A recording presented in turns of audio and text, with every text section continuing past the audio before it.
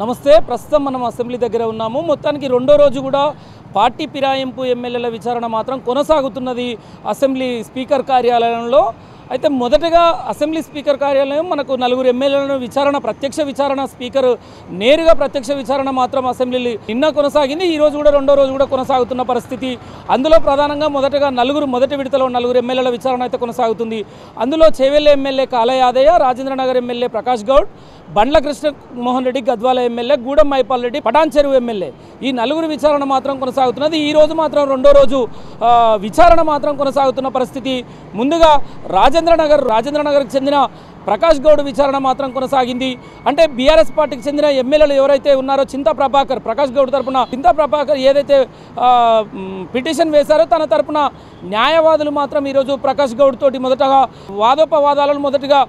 Cross examination జరిగిన పరిస్థితి speaker సమక్షంలో ప్రకాష్ గౌడ్కు సంబంధించిన ఏదైతే ప్రకాష్ గౌడ్ చెప్పిన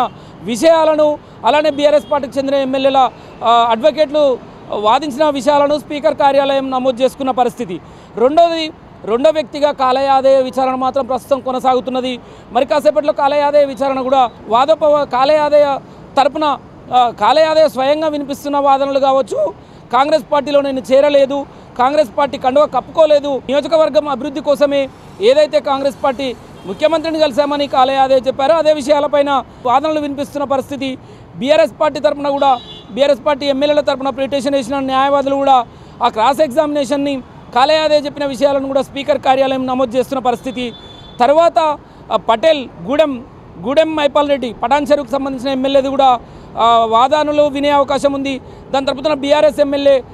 పిటిషన్లు ఎవరైతే లాయర్లు ఉన్నారో వాళ్ళు వాదోపవాదాలు జరిగే అవకాశం ఉంది ఈ నలుగురు ఎమ్మెల్యేల క్రాస్ ఎగ్జామినేషన్కి సంబంధించినది ఏదైనా స్పీకర్ కార్యాలయం ఆ వాదోపవాదనలు వింటూ నమోదు చేస్తున్న పరిస్థితి పటాన్ చెరువు ఎమ్మెల్యే గూడెం మైపాల్ రెడ్డి వాదోపవాదాల తర్వాత తన వాదనలు తన ఆధారాలు స్పీకర్ ముందు అడ్వకేట్ ముందు క్రాస్ ఎగ్జామినేషన్లో ప్రవేశపెట్టిన తర్వాత తదనంతరం చివరిగా బండ్ల కృష్ణమోహన్ రెడ్డి గద్వాలకు చెందిన ఎమ్మెల్యే బండ్ల కృష్ణమోహన్ రెడ్డిది కూడా వాదోపవాదాలు వినిపించే అవకాశం ఉంది ఈ నలుగురు ఎమ్మెల్యేల వాదనలు ప్లస్ అలానే బీఆర్ఎస్ సంబంధించిన అడ్వకేట్ల వాదనలు పూర్తిగా స్పీకర్ కార్యాలయం నమోదు చేసే అవకాశం ఉంది ఇంకా కొన్ని రోజులు ఈ ప్రత్యక్ష విచారణ మాత్రం కొనసాగే అవకాశం అయితే కనబడుతున్నది ఈ నలుగురు ఎమ్మెల్యేలది మరి మళ్ళొకసారి రేపు కానీ ఎల్లుండి కానీ ఉందా అనేది మాత్రం తెలియాల్సినది లేదంటే ఈరోజే స్పీకర్ కార్యాలయం నమోదు చేసిన అంశాలపైన స్పీకర్ ఎలాంటి నిర్ణయం తీసుకోబోతున్నారు అనేది మాత్రం రాష్ట్ర వ్యాప్తంగా ఎంతో ఆసక్తిగా ఎదురు చూస్తున్న పరిస్థితి ఇప్పటికే పార్టీ ఫిరాయింపు ఎమ్మెల్యేల అంశంపైన రాష్ట్ర వ్యాప్తంగా రాజకీయాల్లో డిస్కషన్ ఎక్కడ చూసినా ఇదే విషయంపైన చర్చిస్తున్న పరిస్థితి మాత్రం రాష్ట్రంలో కనబడుతున్నది బీఆర్ఎస్ పార్టీలో గెలిచిన 10 మంది బీఆర్ఎస్ ఎమ్మెల్యేలు ఎప్పుడైతే ఫిరాయింపు ఎమ్మెల్యేలుగా ఆరోపణలు ఎదుర్కొంటూ ఈరోజు స్పీకర్ కార్యాలయంలో స్వయంగా ప్రత్యక్ష విచారణ మాత్రం కొనసాగుతున్న పరిస్థితి మాత్రం ఇక్కడ కనబడుతున్నది ఈ రోజుతో మాత్రం ఈ నలుగురి వాదనలు వీళ్ళ విచారణ మాత్రం ముగిసే అవకాశం ఉన్నది మరి కాసేపట్లో కెమెరామెన్ వెంకటేష్తో శేఖర్ అసెంబ్లీ నుండి.